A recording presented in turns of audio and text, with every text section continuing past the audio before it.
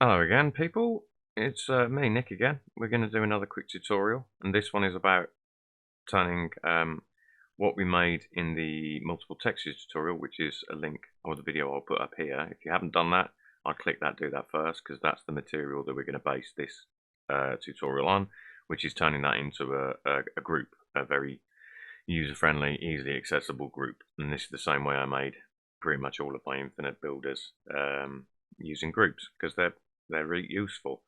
As usual, if you're chuffed with this, please like and subscribe. But until then, let's get in here. So this is what we're going to make.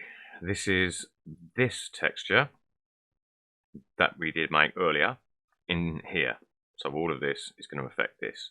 And this over here is I just cleaned up the texture I made in that tutorial and just made it a bit cleaner. And some of this might be slightly different because I didn't save the bloody tutorial for the multiple textures. I had to remake the texture, but the concepts are all the same. So what I would suggest doing first is to remove, or is to get this out of the way. This is the main material output. And you want to select all of these and press Control G. So we have now grouped this. And we've got our group input over here, and we've got our group output over here. If you press Control Tab, we're back out of the group. And then I'm just going to bring that a bit closer. So that's at the moment how the group looks on the outside. So press Tab to go back in. And now we need to start making this a group. And it's very simple. What I forgot, what I didn't add when I remade this texture is I didn't add the scale for the big old textures. So I am going to just sort this out real quick. I'll pause this. Right, that's what I wanted. I mean, this is if you followed that tutorial for multiple textures on one shader, then this is already here. So I forgot to add it. Okay, so this here is going to be the overall scale of the entire material. And I didn't mention this last time, but the reason I didn't include the bump as part of this scale, this is all the bump, is because we don't need to scale the bump. The bump is fine, you know. If we scale the bump along with all this displacement, then this is going to get smaller and smaller and smaller. So the bump is fine to stay at that size, which is why we've only gone with these three. Okay, so we've got a scale input, and we can just, from the group input, drop that in there.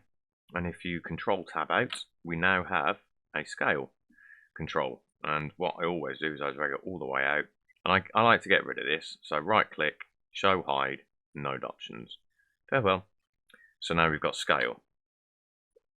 And what I would do with this is call that overall scale. So if you press N and bring up your options menu, under group, double click that, overall scale. Or overall scale. Overall scale. Jesus.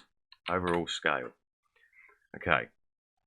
And the way I separate my controls is, say now if I want to control the brick texture, if I just go straight in with scale, blast,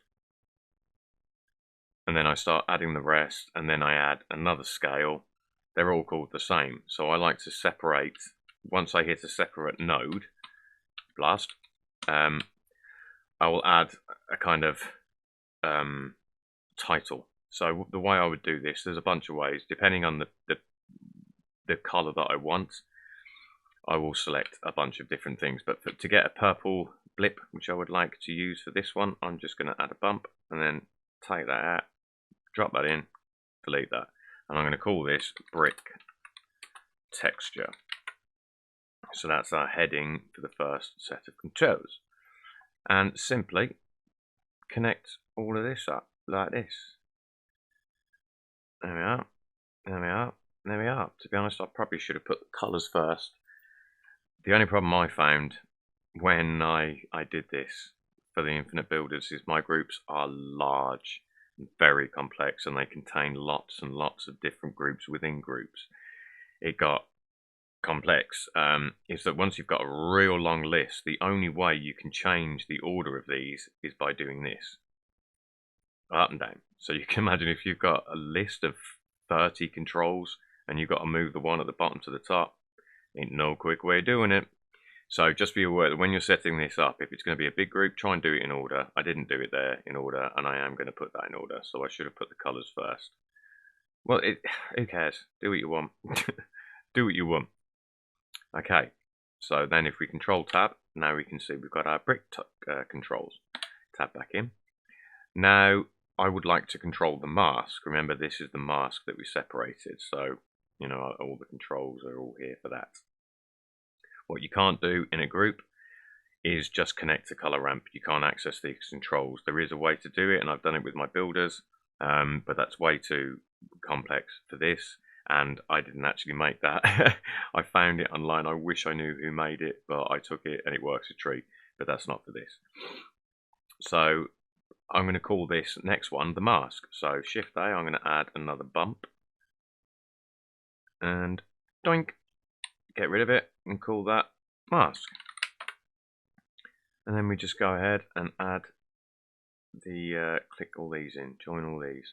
There are some controls like this, 4D, 3D, that aren't an option as an input. I'm not sure why. If everything else can be, I'm not sure why that can't be, but some things you just can't, you can't add their own controls for. So now if we go out of the group, we've now got control of the scale of the mask. Obviously, if I increase the scale of the mask, then, you know, if I decrease, there'll be bigger holes, you know what I mean? But that's just the scale for the mask. The scale for the bricks is over here. You see what I mean? So there we go. Now, what I tend to do is just look what's going to be important to change outside. What I want every control I can use to change this outside of the group. There's not much point having controls for the actual bump itself, because that's fine. You don't need to change the scale of that, and you don't need to change anything about the bump. I'm happy with that as it is. But what I would like is access to the principled BSDF. But I want the principled BSDF because it's a green shader. I'd like a green pip. So I'm going to get in a shader, mix shader, plot that in, and get rid of that. And we'll call this principled BSDF. These things, there are so many inputs that when you attach it, you'll get a slider. It's got a value. I look for things that do not have value, so I can just put a word there. Things like the add shader, mix shader will work for the green, the bump will work for the purple, and orange. I can't remember which one I used for orange. I don't think I did. But so yeah, green, and then same process. The only ones I think you'd need for a brick wall are specular and roughness. You have whatever your material is, you attach what you need. We can definitely have control for the bump strength, so take that out, plop that in, and then we'll call this bump, and then drop strength in and distance. There you are. And that's pretty much all the controls you're going to need for this particular material. So that's all there, which is nice. Yeah, everything is now controlled, or most things that you need are controlled from outside the group, and that just makes it way easier as a procedural texture to get, you know, to get all the control you need. All right, couple of little tips before I finish. You can, if you've got lots of groups, you can go through a group simply by just taking one of the inputs and dropping it in an output. Sorry, you need something in the output. So if you want to control something outside the group, but you want the controls here, if I add, I don't know, anything, a texture, image texture, I'll pick the worst one, Shift A, texture, noise. So let's say I want to control this from within the group. Well, I would copy this. If I'd set up all my values, I would just copy what I'd set up, and then I would paste it into here, and then all I need to do, this is the input, I've just moved it, these are all the inputs, is I'd separate it, but don't, you know, you get that's the separator. So I just bring in scale, detail, and again this will correlate with what values you've already set up. Then get rid of that, bring up the output from the group. Now you can copy these through. So scale, detail, roughness, distortion. And if you go back out of the group, you've now got the outputs here to plug into here. So we could now control this, which I'll show you, Control Shift, through here. So that's something that's outside the group, but we have control of it from this group just by setting that up. So again, just to repeat that process, outside the group, you would set up all your scale, detail, the levels of your roughness, all that stuff. You'd set it up in here.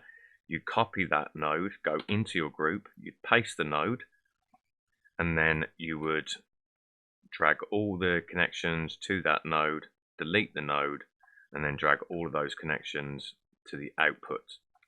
And then you'll have access to those controls out here. And again, in terms of naming things, I always just delete all these once I've set them up. I don't see a point in having the names on the outputs if I don't need to know once I've set them up. But yeah, here's the group. That's everything. One very important step: if you copy the group, if you copy the material and you make it a new material, everything you change here will still affect the new material. If I show you what I mean. This is quite important, so it would be wise, I think. So let's say, let me just look at something here.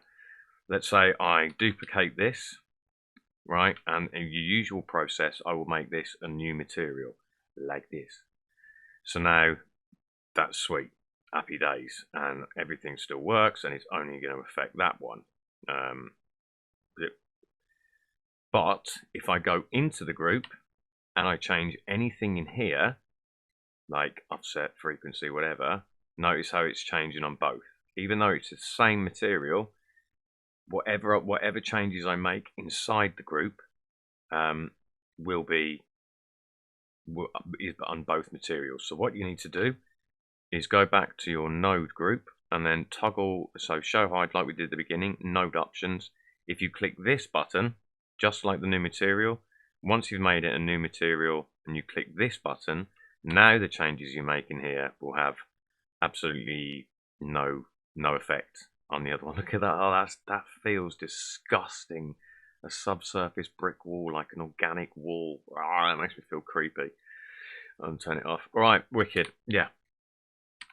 There she blows. We're all done. That's the grouping process in a nutshell. They're incredibly useful, especially if you're building a procedural texture.